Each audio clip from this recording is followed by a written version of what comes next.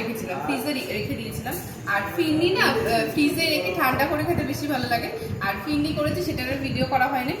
আজকে হঠাৎ ফেসবুকে দেখলাম একজন ফিরনি খাচ্ছে, তো ভাবলাম আর দেখবে যে কিছু একটা খেতে কাউকে দেখলে মনে হয় ওটা বেশি মানে ইচ্ছা করে খেতে। তো বেশি বানাইনি, অল্পই বানিয়েছিলাম। আর ফিরনি বেশ মাটির ভাঁড়ে খেতে বেশি ভালো লাগে, তো আমার কাছে তো মাটির ভাঁড় নেই, এর জন্য আমি কাঁচেরটাতে বানিয়েছিলাম। তো এবার একটা আমি সবাইকে আগে খাইয়ে দেখি কেমন হয়েছে, একটু সবাই বলুক কেমন হয়েছে খেতে। আগে তুই খা, আমি আগে খাবো।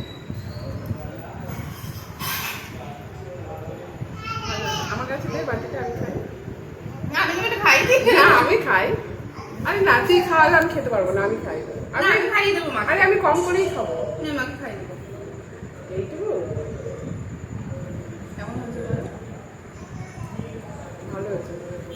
একটা একটা শাহি শাহি একটা ব্যাপার আছে না, মানে ওই স্মেলটা অনেকটা ওর মধ্যে শাহি শাহি। আমার বোনকে একটু খাইয়ে দিই, যে ক্যামেরা পেছনে রয়েছে। কেমন হয়েছে? ভালো আছে? আর ফিরনি রেসিপি খুবই সহজ, আমি এরপরে যদি কোনোদিন বানাই তো আমি রেসিপিটা শেয়ার করব। আমি এর মধ্যে এক্সট্রা কিছু একটা অ্যাড করেছি, সেটাই তোমাদের সাথে শেয়ার করবো। এই জন্য ওর শাহি শাহি ব্যাপারটাই। আর এইসব মিষ্টি জিনিস আমার বেশিরভাগই ভাতটা খাওয়ার সময় না, এই রাত্রেবেলা দুপুরবেলা ভাতটা খাওয়ার সময় আমার পরে মনে হয় কিছু একটা মিষ্টি খাই। এটা এবার আমি আজকে মাকে বলে রেখেছি আমি এখন খাবো না, রাত্রেবেলা খাবো। খেয়ে যখন রাত্রেবেলা কিছু একটা মিষ্টি খেতে ইচ্ছে করবে তখন আমি ওকে একটু দে।